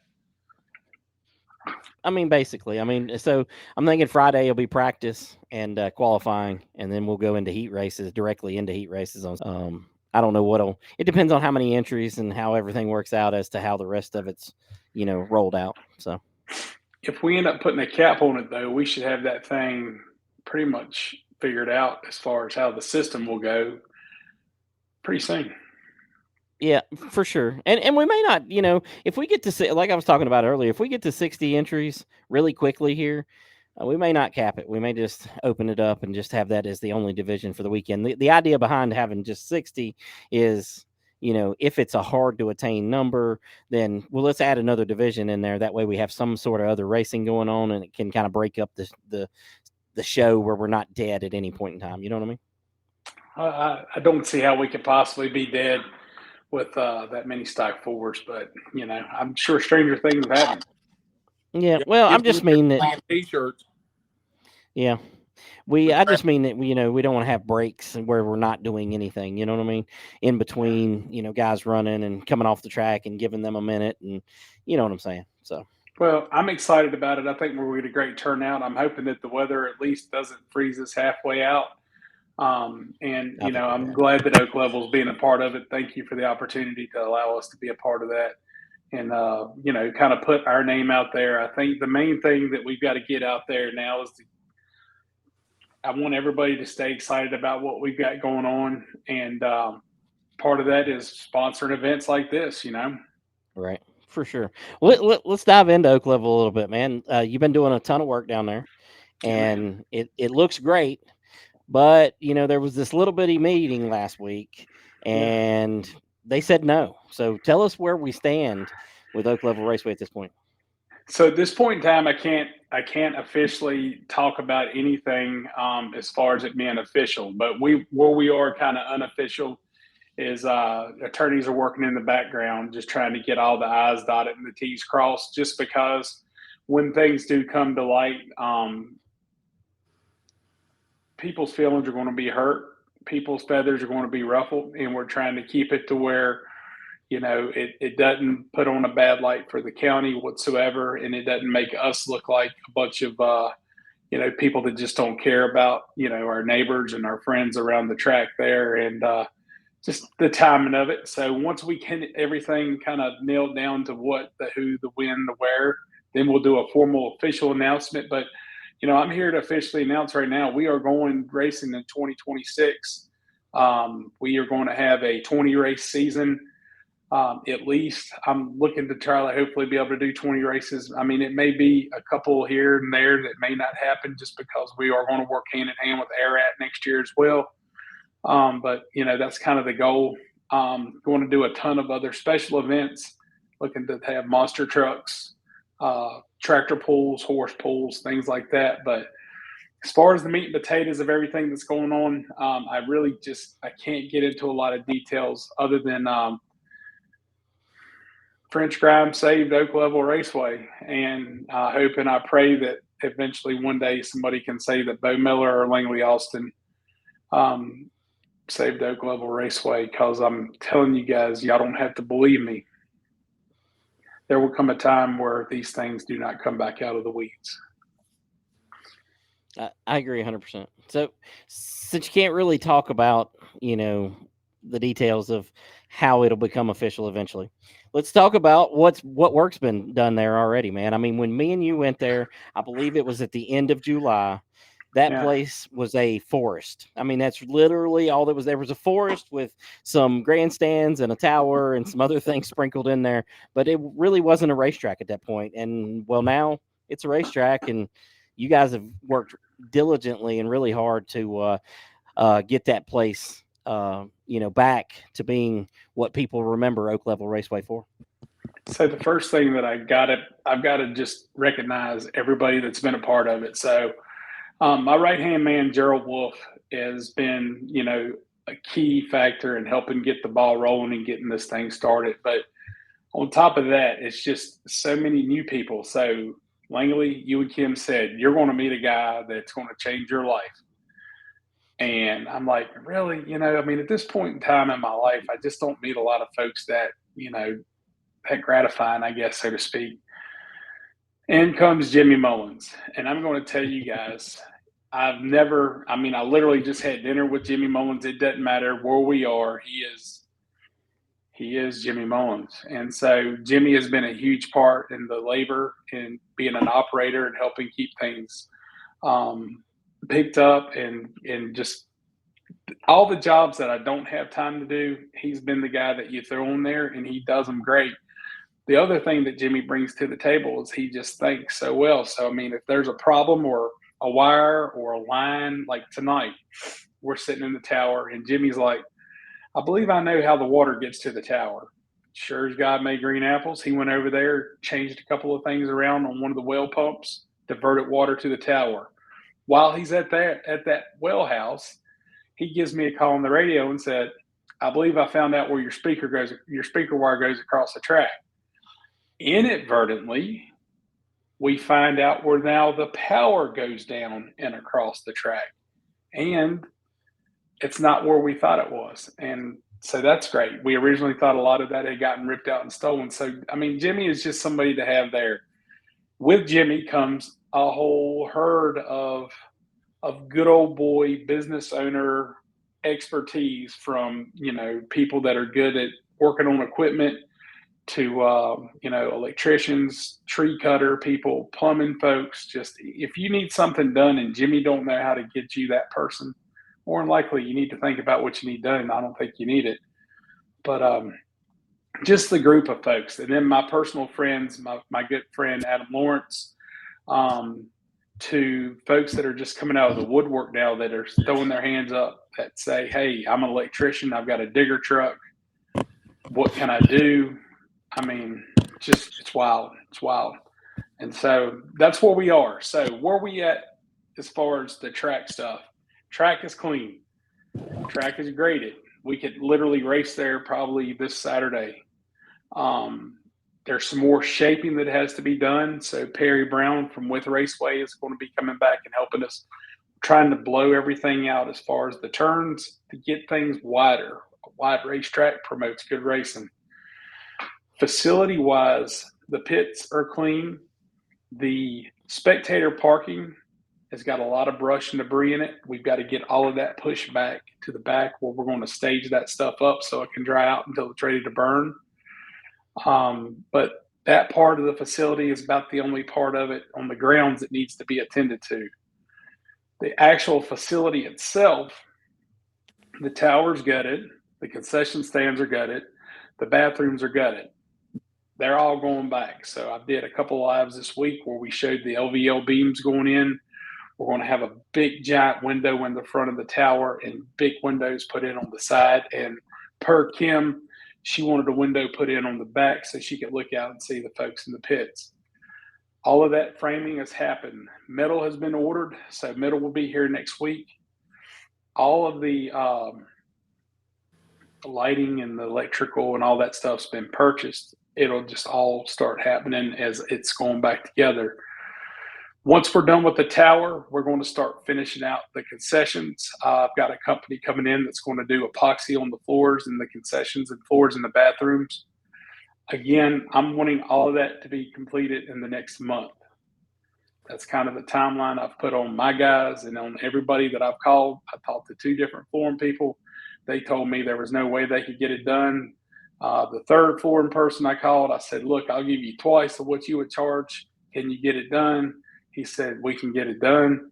And so, yeah, my goal is this time next month to be able to come on here and tell you guys facility-wise as far as tower and concessions are done. Now, in the meantime, we're going to bring on another crew, hopefully either starting next week or the following week to start tearing bleachers apart and putting new wood on the bleachers and getting them ready to go.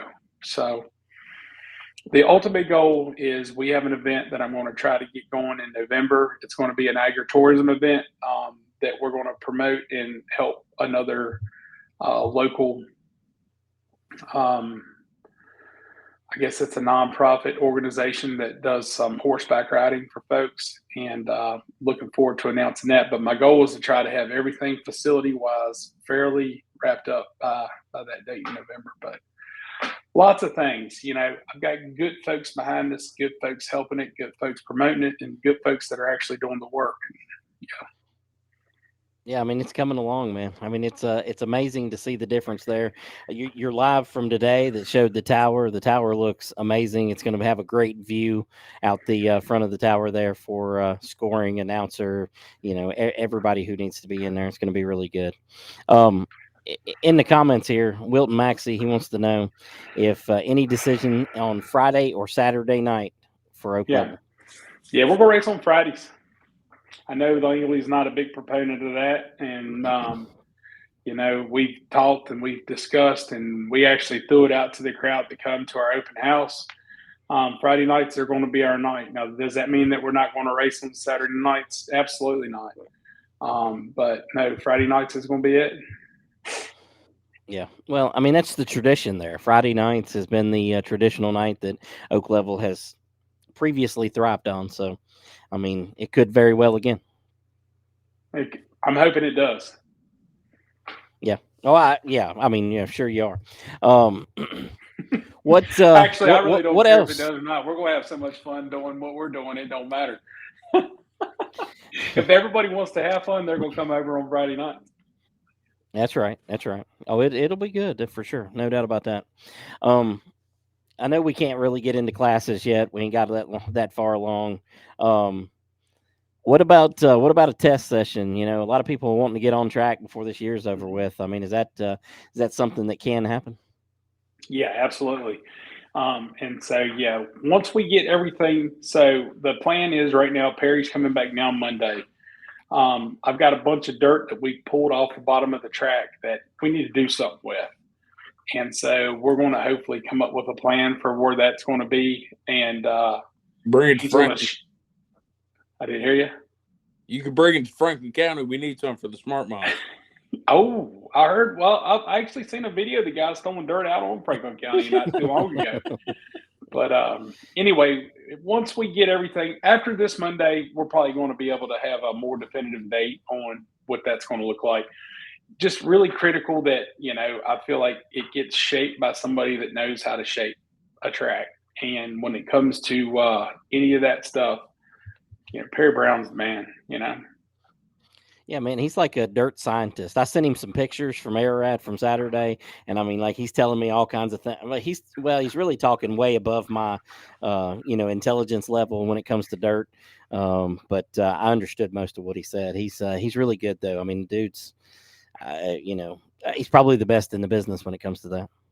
Well, he's got systems in place that come from years and years of learning and learning how not to do it. And that was one of the cool things when I actually reached out to him. He said, if I can tell you anything, it's going to be what not to do. And I'm like, well, that'll save me a lot of time. And as everybody knows, time is money. So glad to have him. Huge part of our team and is definitely pointing us in a good direction. Sounds like both of our tracks in a good direction. So yeah, absolutely, for sure. All right. Is there anything else about Oak Level that you can talk about? You want to talk about? You want to get out there? Absolutely. So we've got a lot of cool things coming up, and I want everybody to understand one of the primary, purposes behind Oak Level is to get it back going and bring it back as a staple in the community, because our community is what's going to drive our track. So I want everybody to understand that we're going to have events there that are going to be designed to help bring a positive light on the community. Now, something that I've been thinking about, and we haven't talked about it yet, and I got to actually meet with the sheriff about it, but I think we are going to allow fighting. I'm very much looking forward to it. And I think that the deal is that if you want to fight, that you're going to have to do it on the front straightaway. Now, look, Jimmy Mullins and I were talking earlier. Apparently, Wythe used to have a wrestling ring somewhere. Oh, yeah. Yeah. Turns 1 and 2. But anyway, I think when I talk to the sheriff, I just want to find out if there's another release that needs to be signed or whatever. But we're actually going to put up some actual prize money for fighting as well. So, first off, it's got to draw blood. Second off, if there's knockouts involved, then there's probably going to be a little bit more prize money for a knockout. But here's the deal.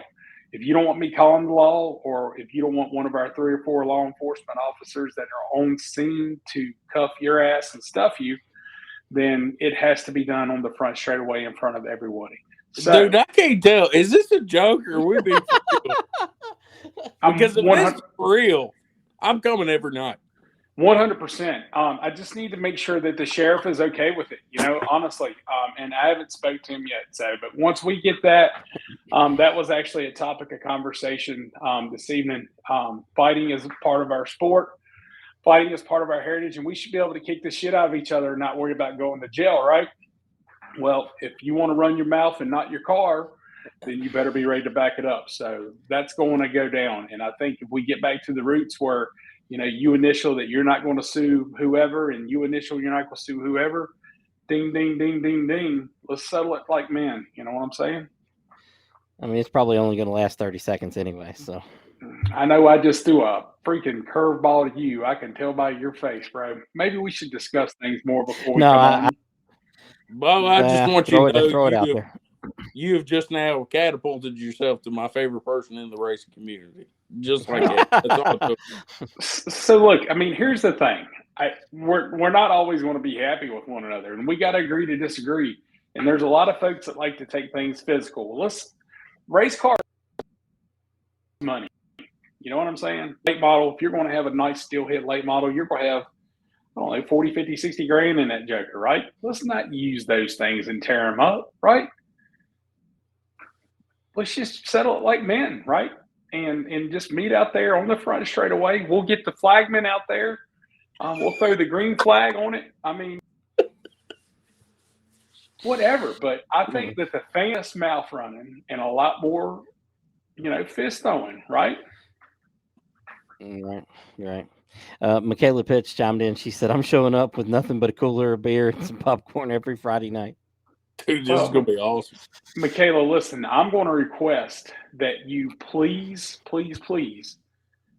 save some room for a bologna burger, because we're going to have some of the best bologna burger you've ever put your lips on, I assure you. In the world of cylindrical meats, I consider myself an expert. And listen, I'm going to tell you something, and this is no joke. I don't think it came out the way you were hoping it would. We're in Henry County, y'all.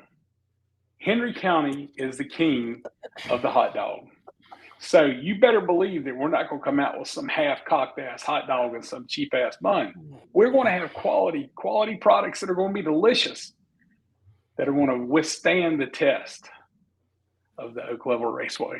Half-cocked cylindrical meat. I'm telling you, I mean, we're not going to get these things at Sam's. That's what I'm basically breaking it down to. I mean, this is nothing but the finest of lips and whatever, Speaking of Wilt that, Maxey chiming in again. Go ahead. All right, I'm sorry. Go. He said he still has a small wrestling ring. Just saying. So, man, I don't know if we're going to have the time to actually set up the ring, Wilton. But I mean, put it on a trailer, and you just roll the trailer out there real quick. They fight, and then you roll it right back out. So here's the deal. All right, here's the deal. Per my grandfather, I don't have to worry about time. Don't have to be worried about that whatsoever. I am going to keep my commitment to our neighbors that we're going to be done at 11 o'clock. What we may have to do is make sure that our racing is done, but at 11 o'clock, if we're not making engine sound, maybe that's when the Fight Club breaks out. And y'all remember the first rule of Fight Club. What? Nobody talks about Fight Club, right? So maybe we just know it's unspoken. After it's all said and done, bring your ass to the track. Settle it like men right after work. We're going to have a good time. Anthony Heron wants to know, can fans fight too? If we can get the proper releases signed and I can get my attorneys to be okay with it, but I don't want to sound like, look, I sat down the other night and had dinner with Langley, and we were somewhere in Timbuktu between here and there. And we talked to another track owner, and he was telling me that he couldn't do nothing, buy a water truck, because his attorney told him that he couldn't buy a water truck. My first advice to him was, you need to fire that guy and hire you another attorney. I don't want to sound like I'm all worried about everything getting sued and lawyered up and this, that, and the third. So, I mean, if we can get a system in place to where you can sign something and say that, and somebody's feelings aren't going to get hurt and try to, do something, I don't have a problem with it. What do you think, Langley? I mean, if me and you sit there and we beef in the tower, can I challenge you to a duel on the straightaway?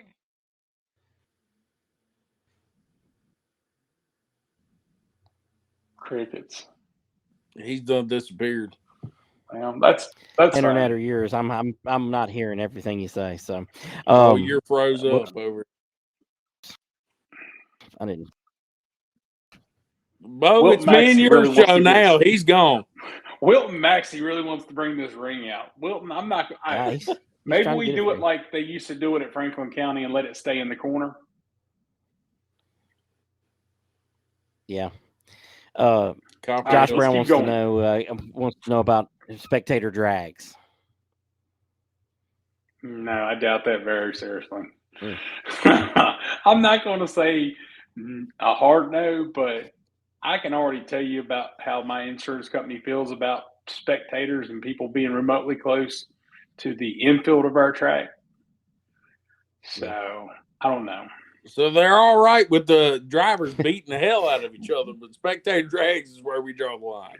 I haven't even run this by the insurance He ain't shared that with them yet. Yeah, I haven't shared that yet. Yeah. Preferably nobody else out here will either. That'll be another policy. I might be off of that unit tomorrow morning. Yeah. Brian Gerald Wolf is the Gerald man. Wolf I hope you get him back in the late model. Get him back in the late model. Look, yep. We're gonna put a late model together for me and Gerald to goof off with, but as far as racing goes, that's probably not going to happen. I mean, if he wants to, by all means, I'm not going to rain on this parade, but more than likely, it'll just be for test purposes only. I've never drove one before. Now I've had a pile of them. So I'm buying me one for personal use, but I won't even be racing it. I'll just prep the track and do my thing. Gotcha. Lauren Yoder, he's the sponsor of the show here. He said that he's starting to GoFundMe to pay Oak Level. Thank God. Dang, bro. I can't even respond to that. You don't even know what keeping at Oak Level means, apparently. Asphalt's for racing, baby. But Lauren, listen, I do need to get with you. I would like to have a discussion with you about maybe doing some sponsorship there, and then maybe. I mean, I don't know. I heard your meat was hard to beat. Can't beat that meat, man. I'm telling you. Lord of mercy. All right. Well, come on, man. There's got to be more we've folks done out there. ruined the internet tonight with our two. No. Should we tell them what else we got going on, Langley? Maybe you should tell me. I'm not real sure. Every time you ask him something, you got to wait 10 minutes for his internet to kick him to respond. I mean, you live in Floyd. My internet's struggling. I figured you'd have more than 150 megapixels per second. I don't know what went on with my internet here. I think Kim's down there, doing something. I'm not really sure. So, OnlyFans. I'm telling you, I'm pretty excited about that. She's going to kill me. Yeah, she is going to kill you. She is going to kill you. Oh, goodness gracious. Let's hear it. All right. Listen, we're up on our 2 hours here. We got to get out of here. I've been on here too long.